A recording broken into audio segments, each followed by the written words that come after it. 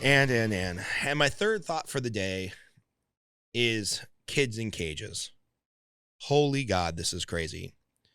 And I'm not mad really at either political party, although I don't think it's racist or becoming a white nationalist or xenophobic or anti-Hispanic or anti-Hispanic X, whatever we were supposed to call it these days. I don't think you are any of those things if you think your country should have a secure border with fair immigration policy.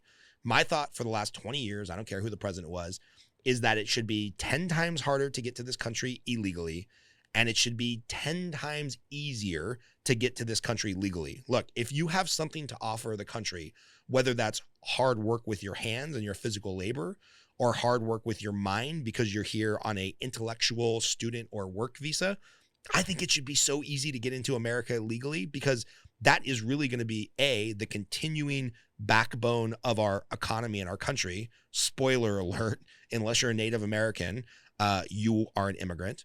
And B, it's the way that we're going to compete over the next 100 years with China and India and Russia. Because if we're being honest, Japan, China, India, to a lesser extent Russia, they are, in fact, very racist countries. Go try to get a job in China as an American or as a Mexican or as somebody from the UK or Scotland or Ireland. It's not easy. You won't be embraced with open arms and have access to all the same opportunity that you would in America. So my thought has always been, it should be 10 times easier to get here legally. It should be 10 times harder to get here illegally. We should have drones and walls and barriers and underground trenches and nothing medieval. I don't want to see anybody getting hurt, but there should be a huge deterrent to coming here illegally. But that could be easily fixed if everybody knew that they could come here legally, just looking for hard work and more opportunity, which is why all of our ancestors came here for one reason or another.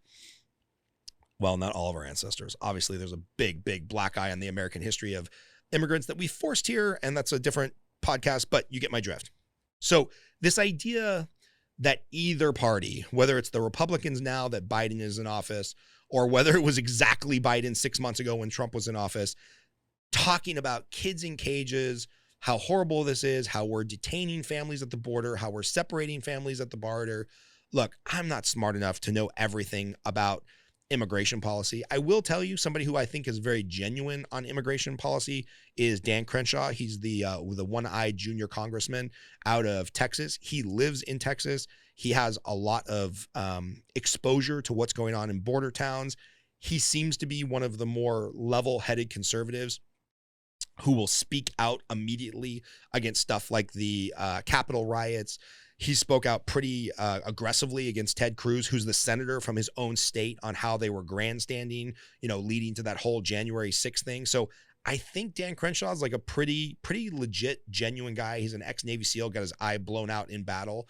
And then again, junior congressman who just seems to generally care. He has a podcast called We Hold These Truths. He's done a couple on immigration where he really dives in deep to the policy. I would recommend maybe one of those, and then maybe a counterbalance point from, maybe somebody at think tank at like the Rand Institute or something like that also writes policy information on, or writes papers on immigration policy. So I have no desire to dig into the nuance of it because I'm not educated in that area. Maybe that, Chris, we got to put that on the list. We got to find somebody who's actually an expert in immigration policy, maybe an immigration attorney or something like that, just since it's such a hot button. That'd be cool. But what I do know is it's all false outrage. Give me a fucking break. When Ocasio-Cortez got filmed in an empty parking lot looking at a chain link fence with nothing on the other side, crying for the kids that were stuck in cages when Trump was president, it was all grandstanding. It was all fake. And now whatever policies have changed, whether that's Biden's fault or not Biden's fault, or whether that's lack of cooperations between Mexico and the triangle countries and all the other stuff that you read about, all these hot button items, whoever's fault it is, there is more mass immigration trying to come across the border, which means there are more kids in cages, which is happening.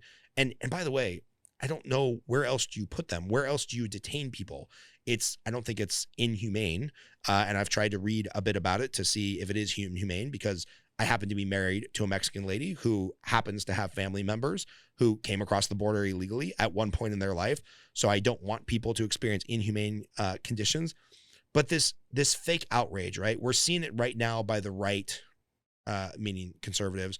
This huge fake outrage of this, crisis at the border, which maybe there is a crisis, but I don't feel that genuinely, other than some of the border town politicians like in New Mexico, maybe Southern California and Southern Texas, I don't get the feeling that some, junior congressman from Minnesota really cares about the Mexicans on the border and what's going on with their, with their detainment at different processing centers. And I don't think that the Democrats really cared about it either when Trump was in office. They just wanted to make sure that one of his biggest campaign promises, which is build the wall and stop illegal immigration, they just want to make sure that that never happened for political points. And just please think for yourself before you get in a fight with one of your friends on Facebook, or you decide to unfriend somebody, or you decide to say something really rude that you can't take back. Because I've done that before. I'm just like every other human, a giant hypocrite. I get angry. I post or say things I wish I could take back.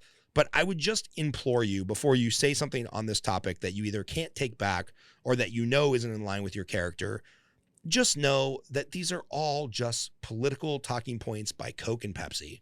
And they switch around, and whatever the narrative is, you have to push, right? So when Trump was first into office, even all of it's been debunked that there was some type of Russian collusion. It's all been debunked. It's all been investigated to death.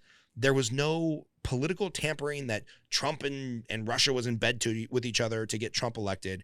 It's the Steele dossier, all that. We could go on and on and on, but it was just fake outrage about Russia, right? And by the way, there are probably some real concerns about Russia tampering with our election, but did we ever get to the bottom of that? No, of course not, because we had to have outrage over the other side, the people on the other side of the aisle.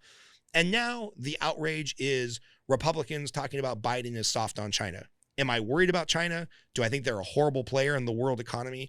Do I think they're slowly taking steps to replace the U.S. as the dollar being the reserve currency? And do I think China is basically buying their way into making much of the rest of the world look more like them than the United States, which I think is a bad thing? Absolutely. Do I think there's a whole lot of Republicans who actually care? No, they're just trying to score political points by saying Biden is going to be soft on China and pointing out anything they can. So what I would say is that the more us voters can get away from the anger and the knee-jerk reaction to, slam or own your opponent, just think about it. And hopefully if we think about it and we're a little bit more level-headed, we will force the politicians who represented us to be a little bit more thoughtful and think about it and not try to just fuel fake outrage. And then we can actually get some policy passed that means something. Because right now, China does in fact have a 100-year plan to replace us as the dominant power on the face of planet Earth. And we can't even balance our budget every 90 days as a country. So that's my thoughts. My last thought for today is just don't buy into the fake outrage. Be nicer to the person who on the other side of the political aisle than you normally would. And maybe things get better across the board in our country. Thanks for listening. Scott Groves on the Edge podcast.